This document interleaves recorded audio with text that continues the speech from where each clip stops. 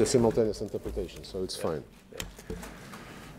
Уважаемые дамы и господа, спасибо за такое внимание к нашей сегодняшней встрече. Надеюсь, что массированный интерес к ней не скажется негативно на нашей работе с Джоном Керри и с делегациями, которые нас сопровождают.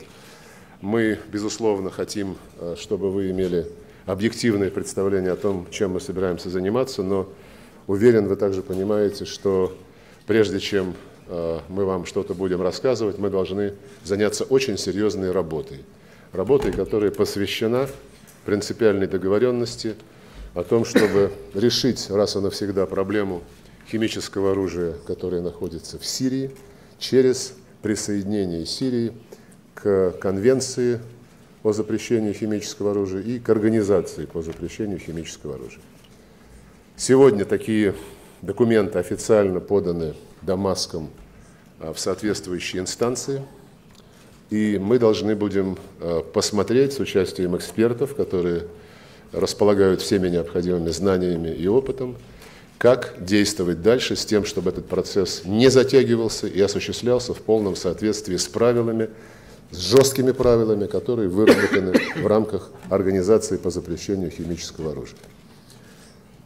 Мы исходим из того, что решение этой проблемы делает ненужным любой удар по Сирийской Арабской Республике, и убежден, что и наши американские партнеры, как об этом сказал президент Обама, твердо предпочитают мирный путь урегулирования проблемы химического оружия Сирии. И второе, что я хотел сегодня сказать, мы с Джоном несколько раз общались по телефону, когда готовились к этой встрече. Мы считаем, что развитие событий дает нам дополнительный шанс все-таки попытаться создать условия для созыва Женевы-2, для того, чтобы вывести нынешнюю ситуацию из стадии военного противостояния, пресечь террористическую угрозу, которая расширяется и в Сирии, и в регионе, и созвать конференцию, на которой сирийские стороны должны в соответствии с Женевским коммюнике от 30 июня прошлого года на основе общего согласия договориться о создании переходного управляющего органа, которому будут переданы все исполнительные функции. Это наша общая цель, и я надеюсь, что сегодняшняя и завтрашняя работа, да и другие наши усилия, которые мы будем продолжать, помогут продвигаться к ее достижению. Спасибо за внимание.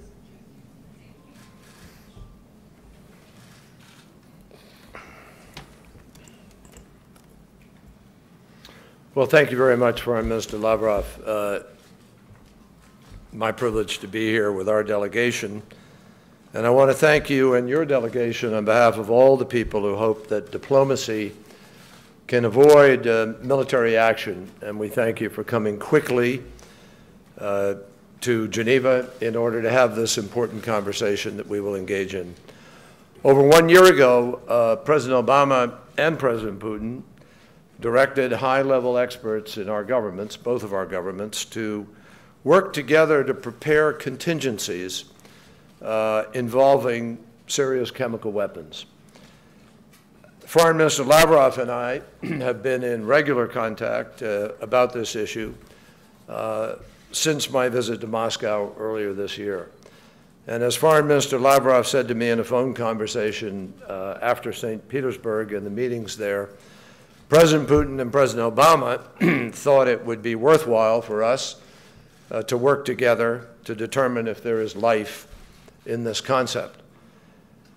This challenge obviously took on grave urgency on August 21st when the Syrian regime used chemical weapons in a massive and indiscriminate way against its own citizens.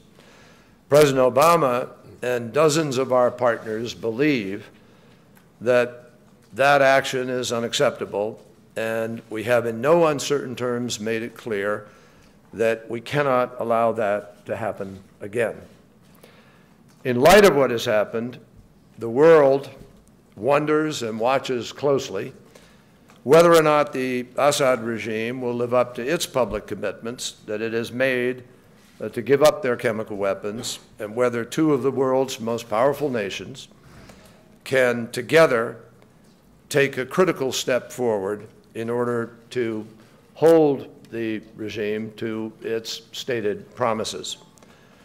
I have seen reports that the Syrian regime has suggested that as part of the standard process, they ought to have 30 days to submit data on their on their chemical weapons stockpile. We believe there is nothing standard about this process at this moment because of the way the regime has behaved, because not only the existence of these weapons, but they have been used. And the words of the Syrian regime, in our judgment, are simply not enough, which is why we've come here in order to work with the Russians and work with S.Lavrova and his delegation here in order to make certain that this can, in fact, be achieved.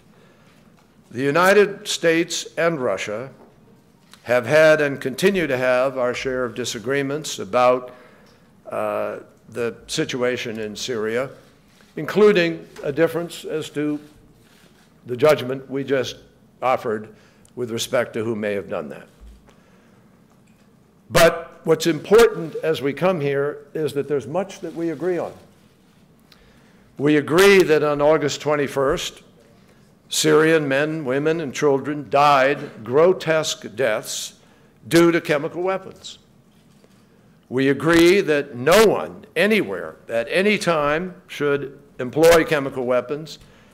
And we agree that our joining together with the international community to eliminate stockpiles of these weapons in Syria would be an historic moment for the multilateral non-proliferation efforts. We agree on those things.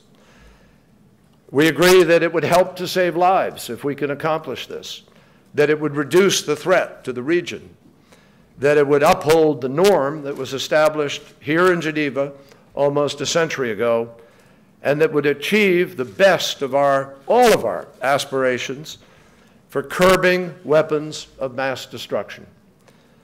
Foreign Minister Lavrov and I have come to Geneva today to begin to test these propositions, not just on behalf of each of our countries, but on behalf of everybody who is interested in a peaceful resolution. So I welcome the distinguished Russian delegation, and I am proud that at President Obama's direction, we have a delegation here which I lead of some of our nation's foremost chemical weapons experts, people who dedicate their lives every day to countering the proliferation of these weapons and to bringing about their eventual elimination from this earth. The Russian delegation has put some ideas forward, and we're grateful for that. We respect it. And we have prepared our own principles that any plan to accomplish this needs to encompass. Expectations are high. They are high for the United States, perhaps even more so for Russia to deliver on the promise of this moment. This is not a game, and I said that to my friend Sergei when we talked about it initially. It has to be real. It has to be comprehensive. It has to be verifiable. It has to be credible. It has to be timely and implemented in a timely fashion. And finally, there ought to be consequences if it doesn't take place. Diplomacy is and always has been President Obama's and this administration's first resort. And achieving a peaceful resolution is clearly preferable to military action. President Obama has said that again and again. Now, it's too early to tell whether or not these efforts will succeed, but the technical challenges of trying to do this in the context of a civil war are obviously immense. But despite how difficult this is, with the collaboration of our experts, and only with the compliance from the Assad regime, we do believe there is a way to get this done. We have come here to define a potential path forward that we can share with our international partners. and together we will test the Assad regime's commitment to follow through on its promises. We are serious,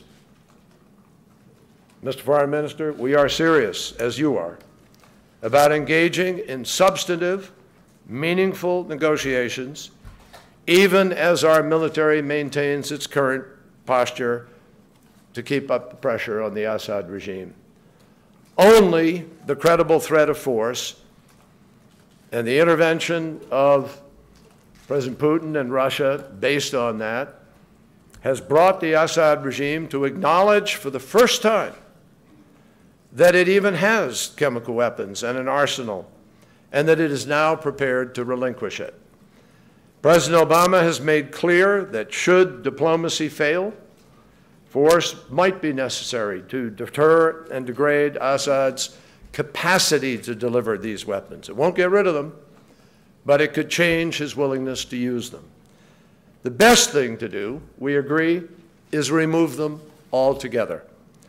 Our challenge here in Geneva is to test the viability of placing Assad's chemical weapons under international control, removing them from Syria, and destroying them forever.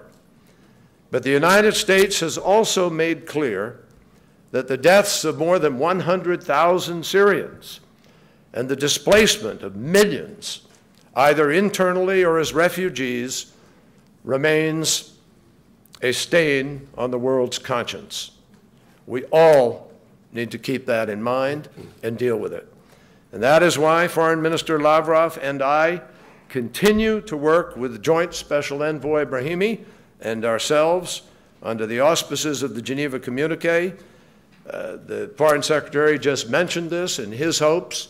We share those hopes that could foster a political solution to a civil war that undermines the stability of the region, threatens our own national security interests, and compels us to act.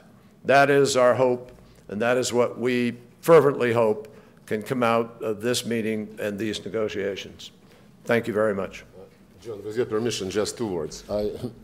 Я не приготовил сегодня развернутого политического заявления по сирийской проблеме, потому что наши подходы предельно ясно изложены в последних заявлениях президента Российской Федерации Владимира Путина и в его статье в «Нью-Йорк Таймс». Убежден, что все вы ее читали. Я также не стал излагать здесь наши переговорные позиции. Дипломатия любит тишину. Мы нацелены на поиск компромисса, и я рад, что Джон в своей развернутой презентации американской позиции также подтвердил нацеленность на поиск взаимного согласия. Если мы будем следовать этому правилу, надеюсь, что мы достигнем успеха. Спасибо. I lost the last part of the... Can you give me the last part of the translation, please? No, Hello? It was okay, John, don't worry.